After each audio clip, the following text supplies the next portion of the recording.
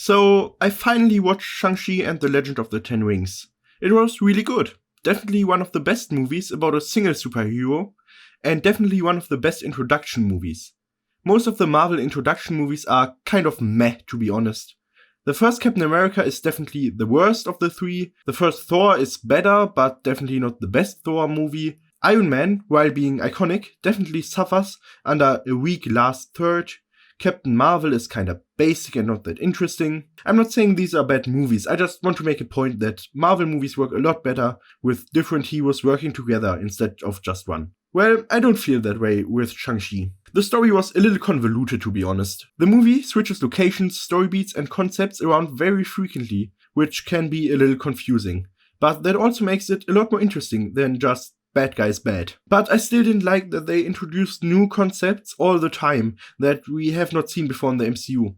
Also, the story has some writing problems. Some scenes make no sense at all. Let me give you an example. If you don't want to hear spoilers, skip to the time shown on screen. Shang-Chi, his friend Katie, and his sister are caught by their father and locked up. Conveniently, he doesn't lock them in a cell, but just in a corridor, which conveniently leads to another cell, which conveniently isn't locked, which conveniently houses a mythical creature from a magical place that their mother brought there without Shang-Chi or his sister or their father knowing.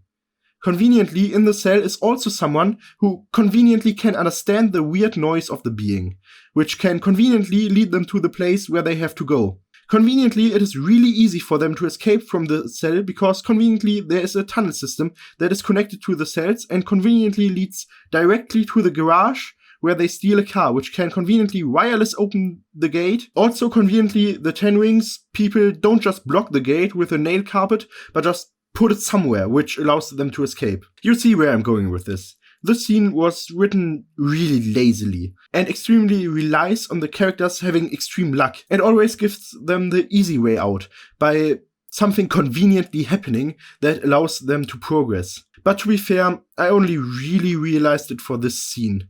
I didn't notice it as badly for any other scene, but this scene alone really annoyed me. However, I loved the fight scenes in this movie. They feel really good while watching. I'm guessing that is because of the inspiration of kung fu movies.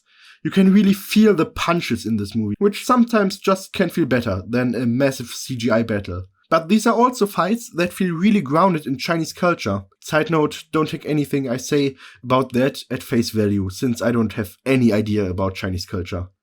And these have a very special feeling which is hard to describe without spoiling too much. I've heard that some people didn't like the acting of Simu Li as Shang-Chi all that much, which would be understandable since it's his first big movie role.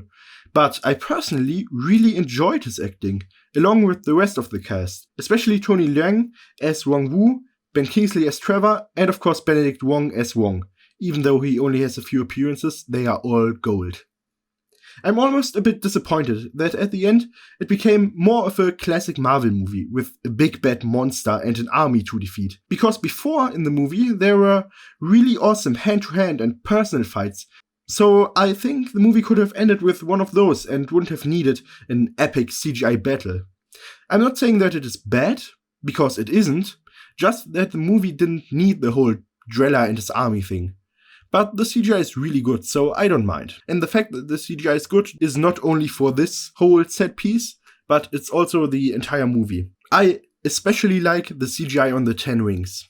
All in all, it is a really solid movie with a few flaws that I can happily overlook, but it is definitely not a movie that reinvents the Marvel formula. So it gets a 7.5 out of 10 from me.